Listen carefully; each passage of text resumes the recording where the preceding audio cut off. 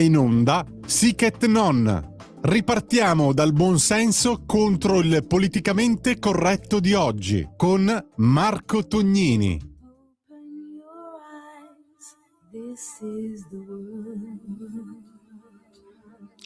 Open Your Eyes, cari amici di Radio Libertà, benvenuti, bentornati alla nuova puntata di Sic et Non. Un saluto quindi da Marco Tognini a tutti voi.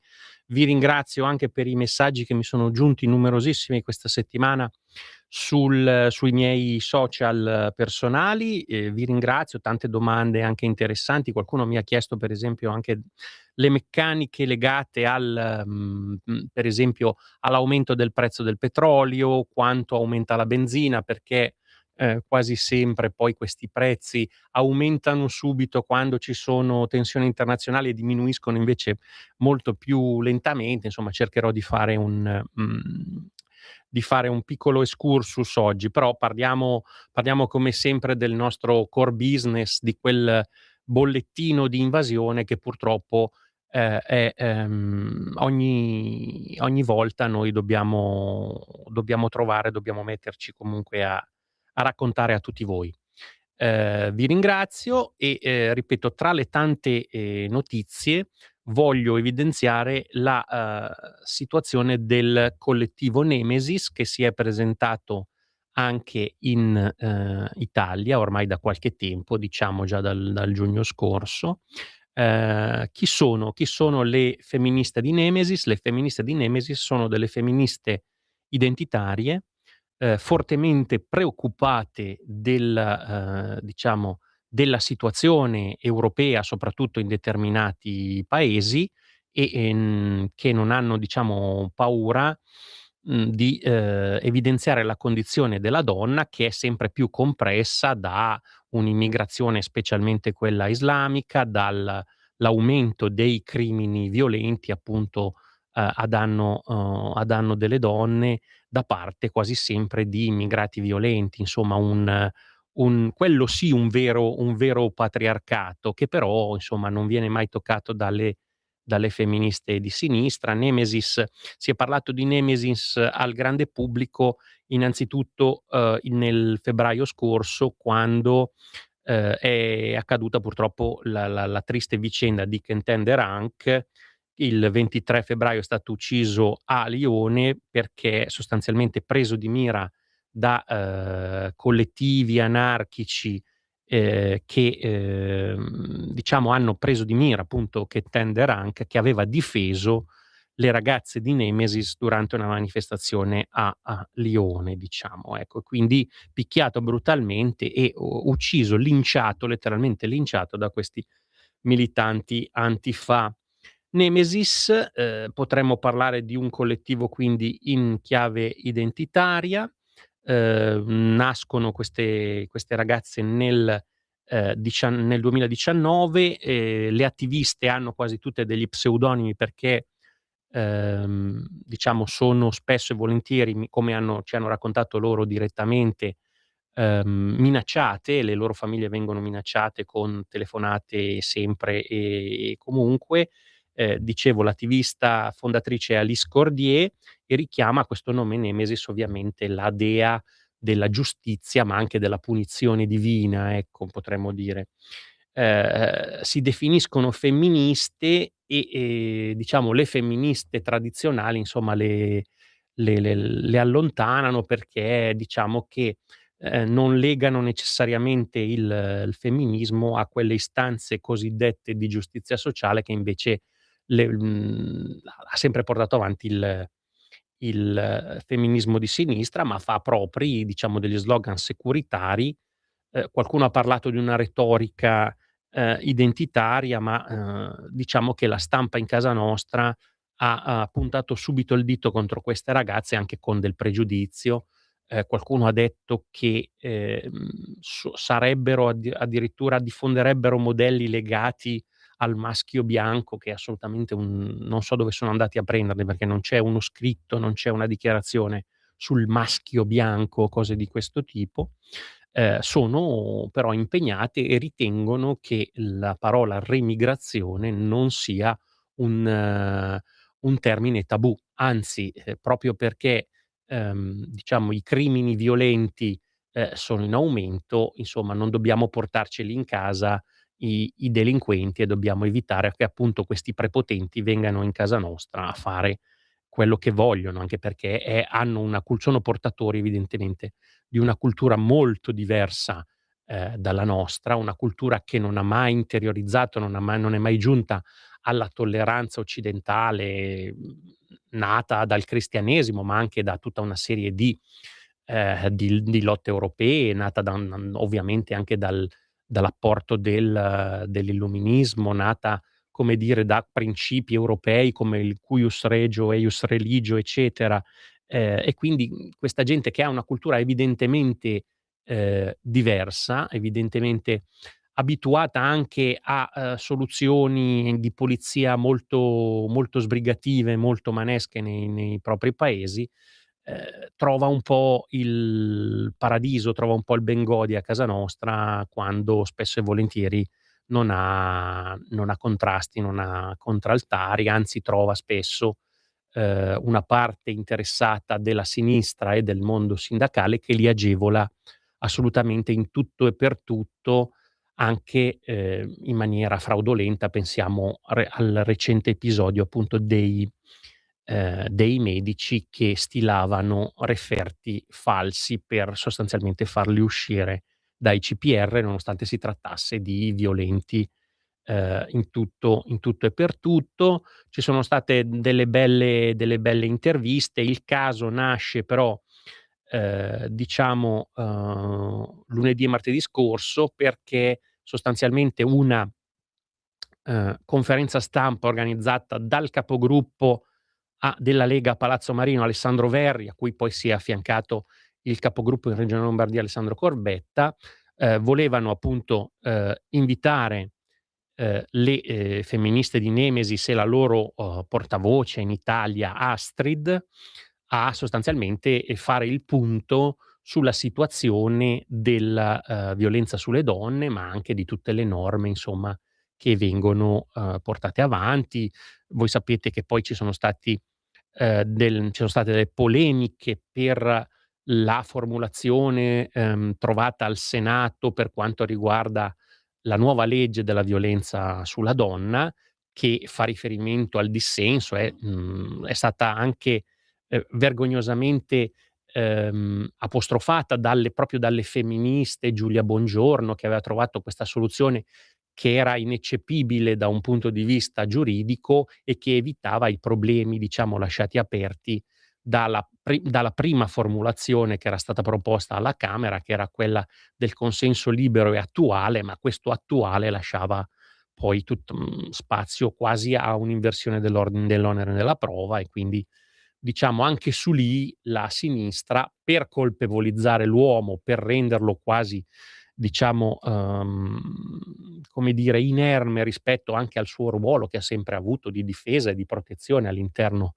della società, evidentemente, c'è questo filo rosso che danneggia poi quello che è il nostro mondo, identitario. E dunque le attiviste di, Nemesis hanno rilasciato dichiarazioni importanti, ripeto, nonostante, sostanzialmente la fatua lanciata dalla presidente del Consiglio Comunale di Milano, Elena Buscemi del, PD, che sostanzialmente ha detto che, un gruppo xenofobo, eccetera, non meritava avere spazio nel Comune di Milano. E quindi poi questa conferenza stampa si è svolta, sostanzialmente in piazza, diciamo davanti a Palazzo Marino, quindi in piazza della Scala, ecco. Questa attivista Astrid ha dichiarato: "Ci censurano, ma il sindaco di Milano pensa ai fascisti immaginari". Ve la ricordate quella dichiarazione di Beppe Sala che il problema a Milano è il fascismo, ecco.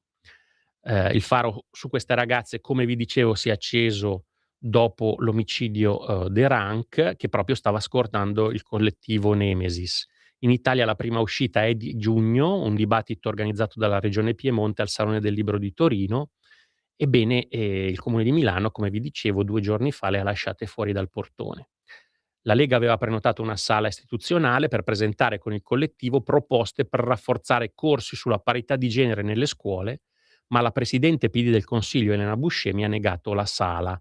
Nemesis ha motivato, parla e porta avanti ideologie xenofobe o razziste. Ma io questa xenofobia non la vedo, vedo invece un'attitudine legalitaria e securitaria.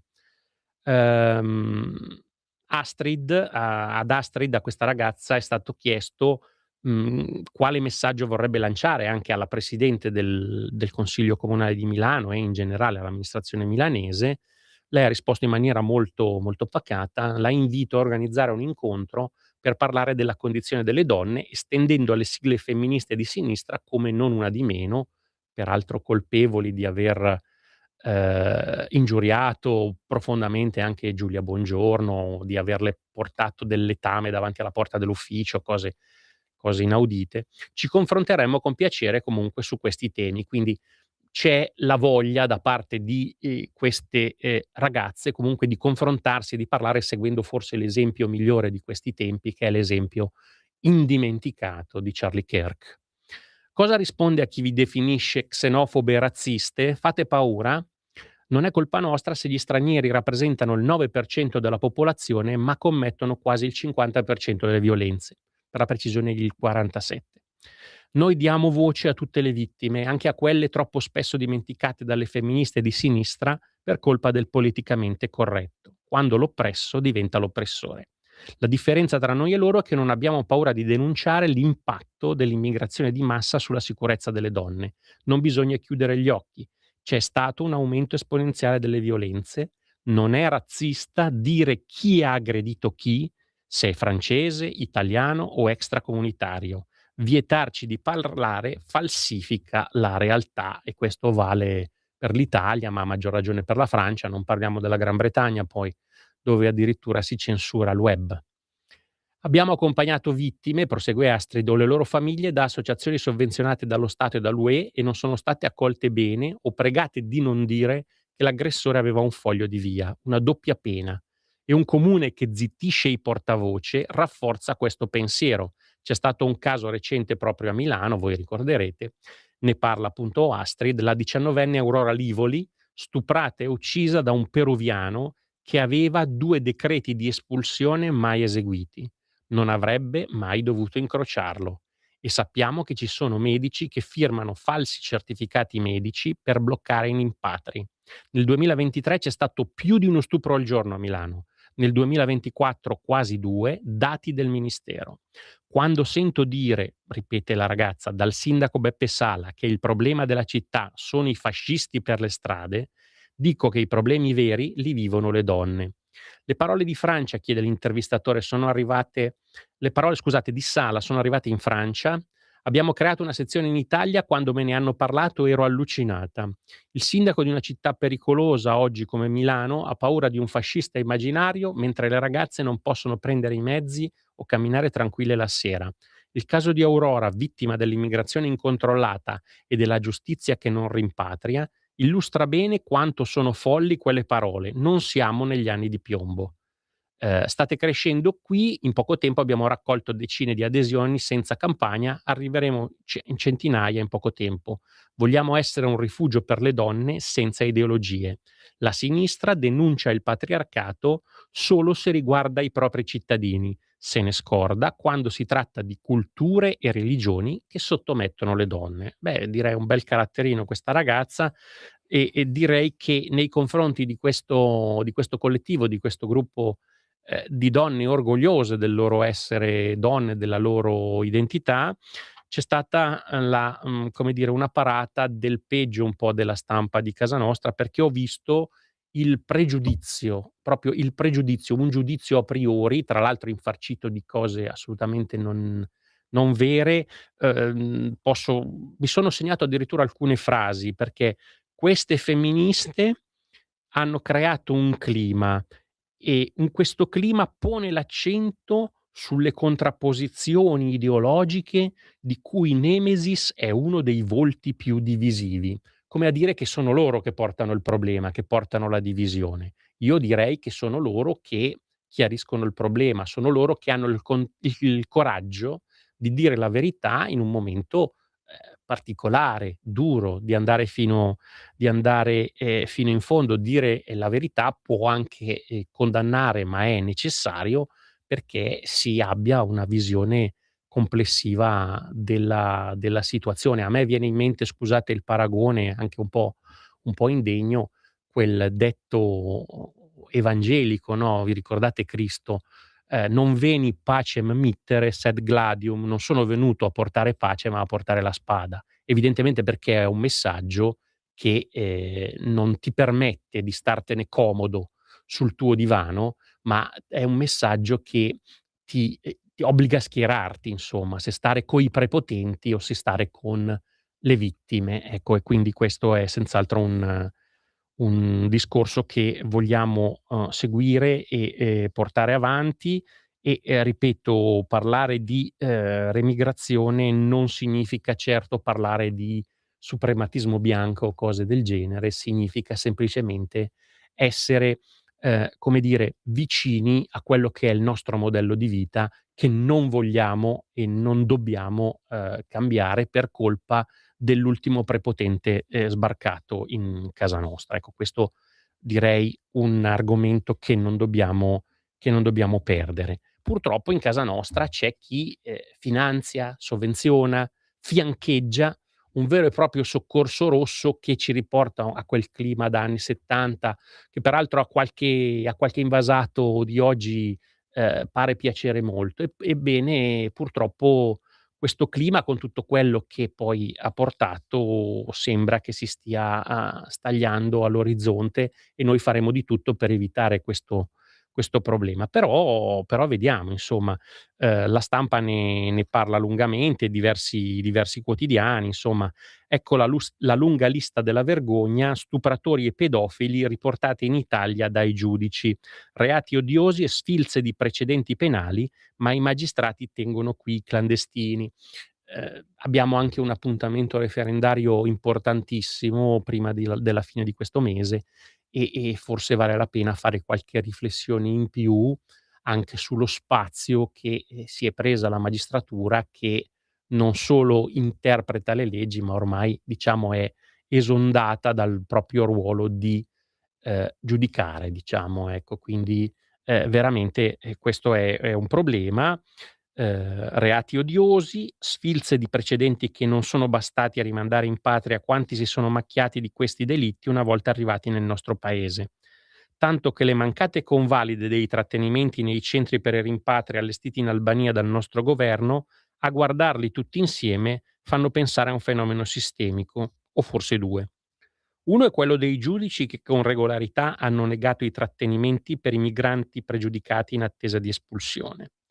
L'altro è quello dell'odiosità dei reati di cui i migranti si sono macchiati, perché quello del marocchino classe '87 Fatallah O, che oltre al canonico precedente per ingresso e soggiorno illegale sul territorio nazionale ha anche diverse condanne per spaccio, si è macchiato di stupro di gruppo e violenza sessuale, e non è certo un caso isolato.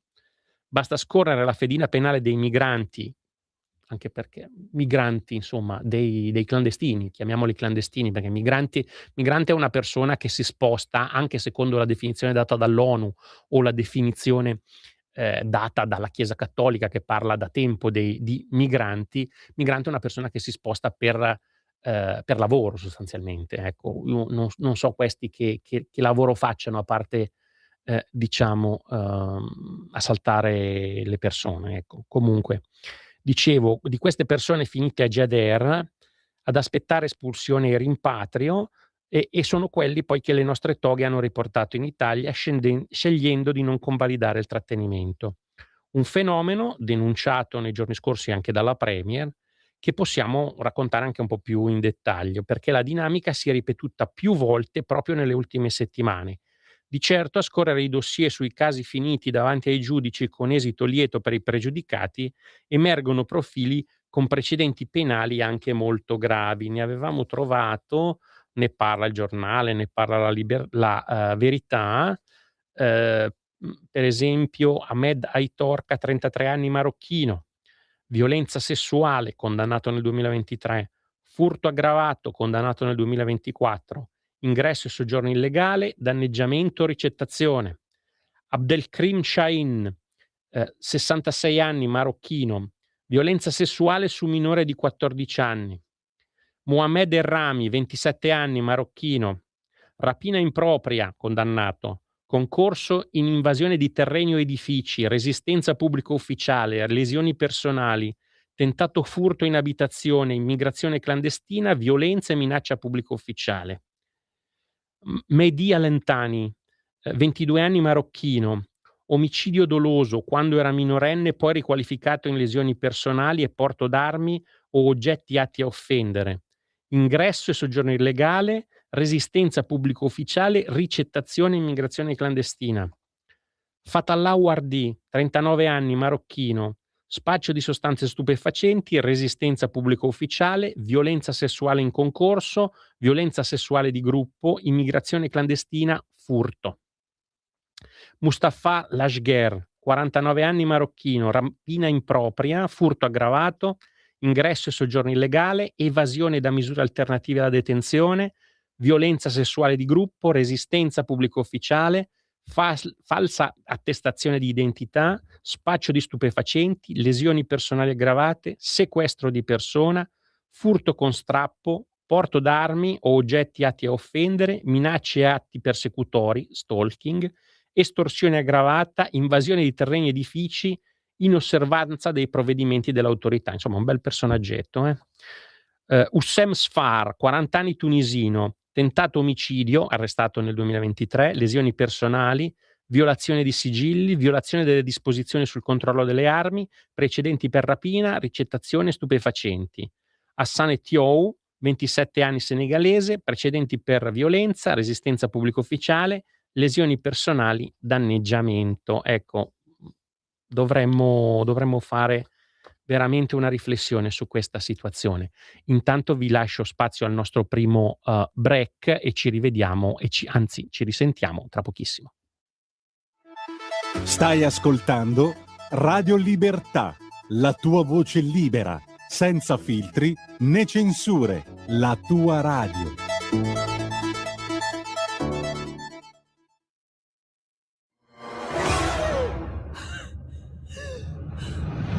Pensa a respirare. Ora abbandonati. Che cosa vedi? Luce, oscurità, l'equilibrio. È tanto più grande. È stato un risveglio. Hai sentito? Conosco una sola verità.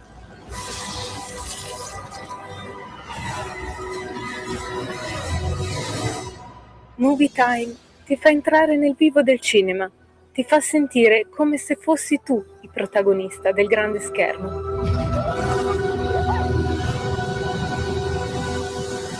Ogni sabato dalle ore 16.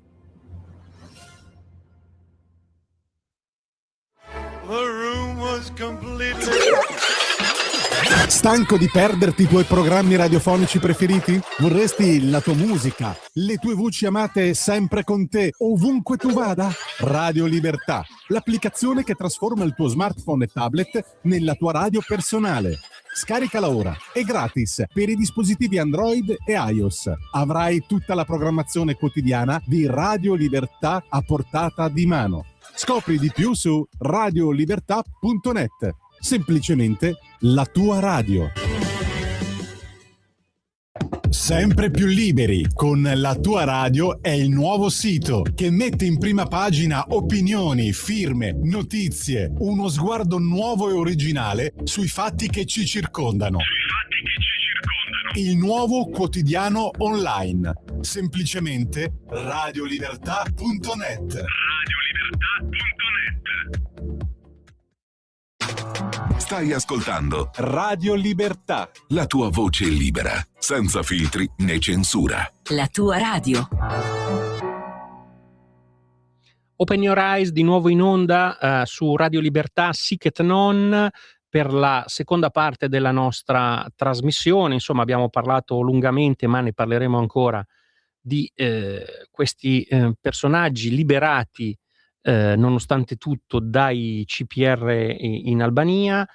Pare che secondo dati dell'anticrimine l'80% di questi personaggi ha comunque in seguito commesso altri reati contro la persona o il patrimonio. Un dato che la dice lunga anche sulla pericolosità sociale di questi soggetti, e non si capisce insomma perché dovrebbero essere lasciati liberi di circolare, se non insomma perché c'è qualche cosa, c'è un sistema che non si vuole scardinare, un sistema da cui evidentemente qualcuno trae vantaggi di tipo economico, non so se di tipo elettorale, perché poi abbiamo visto che questa gente diciamo sì, si schiera per il momento a sinistra, però poi secondo me aspettano solo di essere in tanti per farsi il proprio di partito, e allora vedremo quale sarà poi il problema. Insomma, si è visto cosa sta accadendo per esempio in Gran Bretagna, dove le comunità islamiche, soprattutto di matrice pakistana, sono in alcune zone addirittura maggioranza, ecco, quindi stiamo a vedere. Vi ricordo che comunque per intervenire in diretta potete chiamare allo 02 92 94 72 22 per porre domande, quesiti, per diciamo criticare o confermare quella che è la nostra visione che vi portiamo ogni giorno, per insomma levare un po' il velo di Maya di questo pensiero woke che ci mette delle lenti grandi così sui nostri occhi e ci impedisce di guardare la verità per quello che è. E vi dicevo appunto di questi blitz delle toghe contro il governo che non hanno tregua. L'ennesima pronuncia della Corte d'Appello di Roma sul trasferimento di ulteriori 3 richiedenti asilo marocchini, anche condannati per droga, violenza sessuale e resistenza. Ripeto, nonostante insomma le pregiudiziali anche sollevate, il trattenimento di questi stranieri è stato poi convalidato, profilo non privo di ombre, e a loro carico risultano già precedenti condanne, ma insomma qui vediamo ci sono battaglie giuridiche, e evidentemente chi le porta avanti lo fa per una convenienza politica personale. Vediamo di capire anche chi è così folle da lasciar circolare liberamente nel nostro paese questi fior di galantuomini, ecco. Quindi sappiamo un attimo come muoverci. Mi stacco momentaneamente da questa situazione, appunto per rispondere sul problema legato al petrolio, alla benzina, ma forse vedo che abbiamo una chiamata prima. Allora facciamo passare prima i nostri ascoltatori. Pronto? Ciao, chi sei, da dove chiami? Buongiorno dottor Tognini, Lisetta. Buongiorno.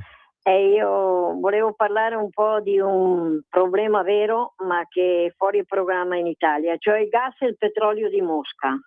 Chiaro. Ecco, la produzione, dottor Tognini, di petrolio legata, mi sembra, allo stretto di Hormuz, dice Putin, ha già iniziato a diminuire e dentro il prossimo mese rischia di interrompersi completamente. L'Europa intanto cosa fa? Sta consolidando una strategia fondata sul distacco delle forniture russe, avendo deciso di eliminare del tutto il gas russo entro il 2027. Putin adesso offre, mi sembra, collaborazione, ma al tempo stesso minaccia di chiudere il rubinetto senza aspettare di vederci sbattuta la porta in faccia. Un terzo, mi sembra, delle esportazioni globali di petrolio passa dallo stretto di Hormuz, oggi strozzato, in parole povere. Siamo fornitori di energia affidabile. Lo Zar propone di lavorare con gli europei, altrimenti non gli resterà che dirottare i volumi del mercato europeo verso destinazioni più attraenti e stabilirci lì. Mosca può spostare il suo petrolio a gas verso l'Asia e altri mercati. L'Europa si troverà di fronte a un dilemma molto concreto, dico io. Potrebbe cercare di creare corridoi energetici sicuri per il gas dal Medio Oriente, ma quelle rotte, dottor Tognini, resterebbero esposte ad attacchi di droni e tensioni militari. Ma in una crisi così prolungata, dico io, si aprirebbe una corsa globale all'accaparramento energetico. Allora, Mosca dispone di 80 miliardi di metri cubi di gas, una massa in grado di cambiare gli equilibri di mercato. Se il sistema energetico mondiale entrerà in una fase di vera scarsità, qualcuno in Europa prima o poi dovrà farci i conti. Più il mercato energetico globale si destabilizza, più il peso delle riserve russe, secondo me, cresce e aumentano anche i ricavi e la probabilità che qualcuno in Europa torni a bussare alla porta di Mosca. Putin lo sa. Noi che aspettiamo, dottor Tonini? Grazie. Puntini, la saluto e buona giornata anche a lei. Grazie dell'intervento. Sì, stavo già parlando in realtà di energia, di petrolio, allora allarghiamo il campo. Diciamo che nel momento in cui le tensioni internazionali ci portano comunque a rivedere quello che è il mercato del petrolio e in generale quello dell'energia, molte sono state le reazioni. Trump ha comunque abbassato la tensione nei confronti della Russia, tra l'altro sospendendo anche alcune sanzioni. Alcuni commentatori hanno detto che esattamente come fanno gli americani, anche l'Europa dovrebbe cominciare a fare i propri interessi e quindi comunque riaprire un dialogo anche con la Russia, che potrebbe essere utile tra l'altro per far terminare finalmente questa guerra con l'Ucraina, che spesso e volentieri è stata fomentata proprio dall'Europa. Europa che, a parte qualche dichiarazione di principio, tuttavia sta seguendo un'altra strada, che è una strada folle.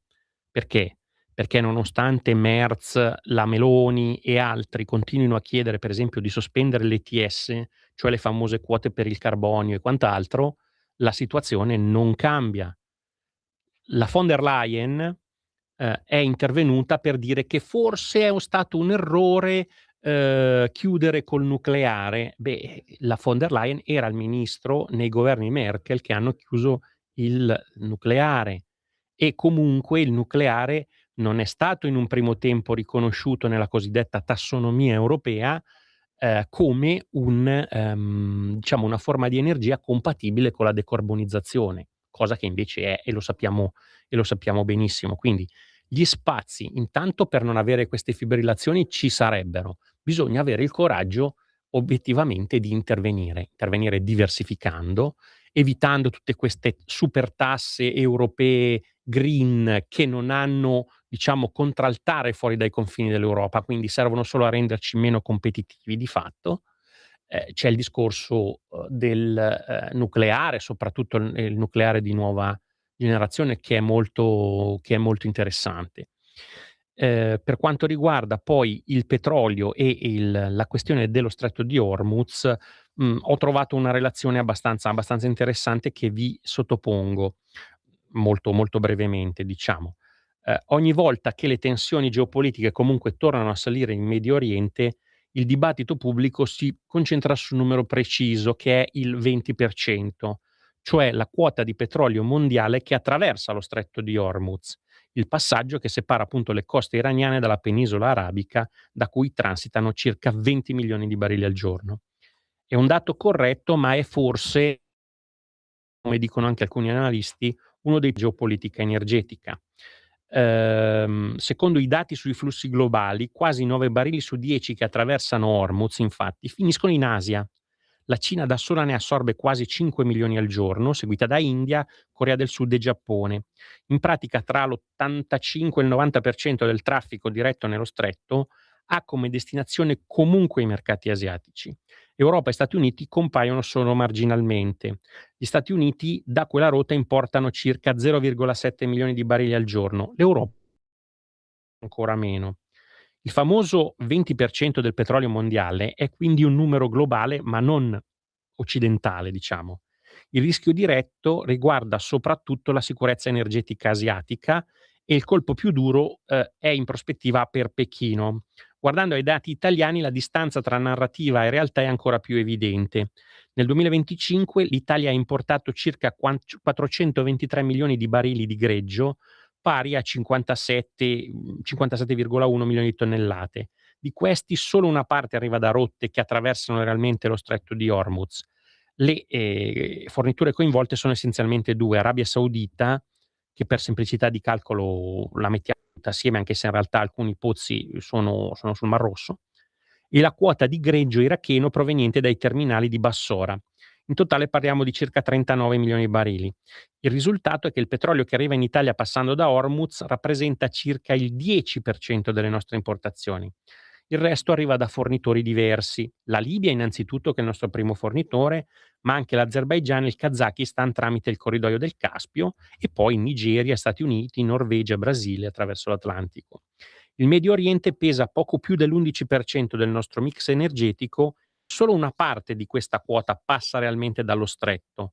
Questo significa che uno shock logistico su Hormuz non si dovrebbe tradurre automaticamente in una crisi di approvvigionamento per l'Italia, anche perché esiste, come voi ben sapete, un secondo livello di protezione, che è quello dell'approvvigionamento. Le giacenze, diciamo, sono tra i 2 e i 3 milioni e mezzo di tonnellate. Eppure voi mi direte, i consumatori stanno comunque pagando il conto di questa tensione geopolitica, non sotto forma di carenza fisica, ma di prezzi più alti alla pompa. E qui entrano in gioco i famosi meccanismi economici, anzi direi finanziari, perché poi è la grande finanza che entra in questo discorso, e quindi cerchiamo di spiegarlo. La prima è la fungibilità della materia prima, cioè anche se non compriamo petrolio da quella zona, è una commodity globale, quindi se il 20% del greggio sparisse, l'Asia inizierebbe a competere ferocemente con l'Europa per accaparrarsi barili libici, norvegesi, venezuelani, eccetera, facendone schizzare il prezzo per tutti. Non è un problema di navi che non arrivano, ma di un'asta globale che rischia di diventare improvvisamente più costosa. C'è un prezzo di rimpiazzo, perché i distributori non fissano il prezzo in base a quanto hanno pagato il petrolio che hanno già in cisterna, acquistato mesi prima dell'esplosione, quando il Brent costava, diciamo, molto meno, ma in base a quanto costerà loro ricomprare al momento del prossimo carico. Quindi se il Brent a maggio 2026 subisce una fiammata, il prezzo alla pompa si adegua istantaneamente per garantire alla compagnia la liquidità necessaria per gli acquisti futuri. E infine c'è l'effetto che tutti conosciamo e che diciamo nel mondo internazionale è chiamato l'effetto razzi e piume, cioè la distorsione che tutti odiamo. Insomma, i prezzi dei carburanti reagiscono come razzi alle notizie negative, cioè la salita immediata, e come piume a quelle positive, cioè la famosa discesa lenta e anche un po' pigra. Se prendiamo l'ultima fiammata, diciamo tra il 28 febbraio e il 9 marzo, il prezzo della benzina è passato da, parliamo di prezzi ovviamente all'ingrosso, potremmo dire, da 696 euro a 757 euro ogni 1000 litri. Parliamo di un aumento di circa 6,1 centesimi al litro, 7,5 alla pompa. Su scala nazionale sono milioni di euro sottratti ai consumatori in pochi giorni, spesso giustificati da quei contratti future, che sono sostanzialmente delle scommesse, come appunto quello del Brent a maggio 2026, che riflettono la paura finanziaria di un evento che non ha ancora toccato un singolo barile fisico.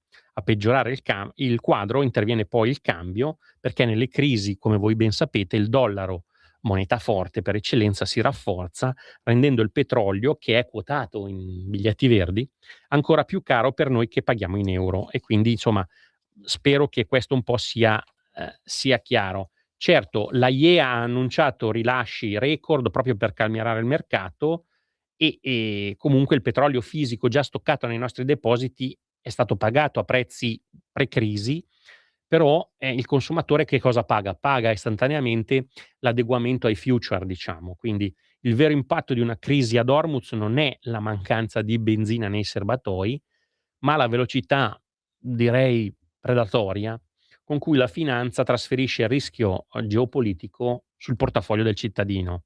Anche in questo caso, quando la protezione delle riserve e comunque la diversificazione dei fornitori suggerirebbero molta più calma. Vero è che, ritornando un po' alle scelte geopolitiche, dobbiamo farcene carico e forse capire che le scelte europee sono evidentemente da rivedere, al di là di qualsivoglia giudizio politico sui nostri fornitori, insomma, ecco, perché la Realpolitik non si pasce, diciamo, degli argomenti propri delle democrazie, ma insomma fa quelli che sono gli affari per ogni singolo stato, e da lì si deve sostanzialmente partire. Di certo gli Stati Uniti, insomma, sono quelli che da sempre ci guadagnano su queste cose, ma ci guadagnano anche da quando altre amministrazioni sposavano il Green Deal. Perché? Perché dovevano evidentemente cercare di intervenire sul petrolio russo, che era comunque a buonissimo prezzo, sul gas russo, perché c'era da vendere sostanzialmente lo shale gas, il gas di fracking, diciamo, americano, che però ha un costo superiore sia per come viene estratto, sia poi perché deve essere evidentemente inviato per nave, ecco. Quindi ognuno muove anche la geopolitica a seconda dei propri interessi. Noi invece di fare le anime belle, come fa spesso la sinistra italiana, dovremmo cominciare, insomma, a pensare di più ai nostri interessi, agli interessi del nostro popolo, perché non ci si nutre di certezze morali, ma ci si nutre evidentemente di certezze fisiche, ecco. Torniamo, brevemente, prima di chiudere, ad alcuni fatti che mi hanno obiettivamente impressionato, e c'è questa resipiscenza per quanto riguarda appunto il prossimo referendum, del fronte del no, che sta usando l'arma definitiva, l'arma totale, l'arma globale, la soluzione finale del fronte del no, che sono 1,7 milioni di musulmani per provare a bocciare il referendum.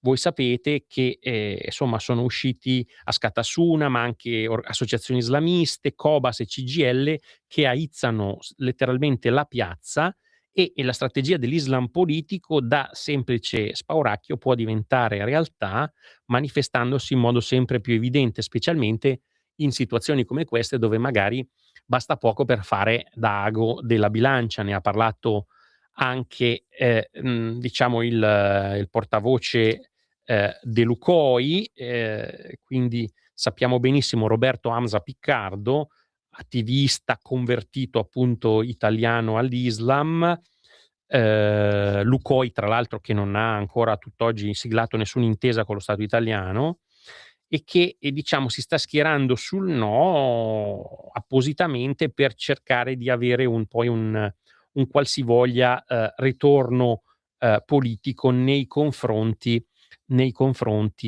della sinistra, che infatti protegge l'immigrazione, mentre la destra spera anche che, rimettendo ordine nella situazione della magistratura, possa avere anche evidentemente un controllo migliore sull'immigrazione, per evitare tutto quello di cui poi vi leggevo prima. Un Islam che è un Islam politico, ma che è un Islam che continua a prendersi spazi.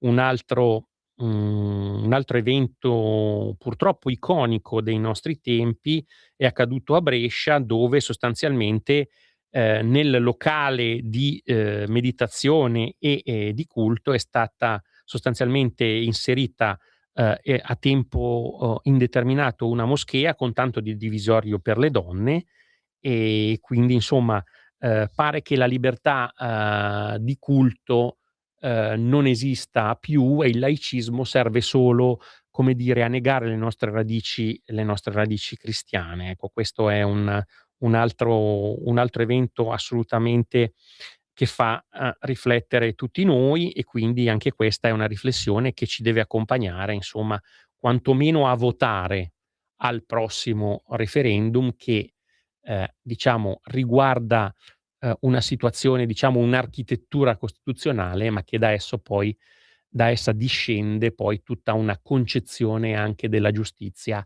che oggi è sicuramente in discussione. Io vi ringrazio come sempre per avermi ascoltato, vi do appuntamento alla prossima puntata di Sic et Non, e vi invito a restare sempre connessi con le frequenze di Radio Libertà.